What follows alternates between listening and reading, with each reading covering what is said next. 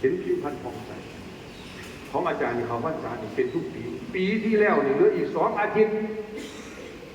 ผิวค่อยขึ้นหนาค่อยอ่องๆปีที่แล้วนี่ขึ้นซ่าอะไรทุกปีขึ้นไว้อยู่ผิวพรรณหน้าตาเหลือ2 อาทิตย์ที่เบิดพรรษาค่อยขึ้นผิวอาจารย์เลยอาจารย์ก็สังเกตช่องกระจกของมันไอ้ปีนี้คือปีหน้าบัดนั่ง9 ชั่วโมง10 ชั่วโมงต้องเจอตันเราไปจนขางอที่เป็นชั่วโมงบัดขึ้นเหลือ2 อาทิตย์สุดท้ายขึ้นแค่นั้นแหละพอออกพรรษาเสร็จปุ๊บก็ลงมาหน่อยลงพวกเราบ่หมด7 8 ชั่วโมงเดือนกับ6 ชั่วโมงอ่อนลงปีที่แล้ว2 อาทิตย์สุดท้ายใน3 เดือนถึงได้งานผิวค่อยผ่องหน้าตาค่อยงาม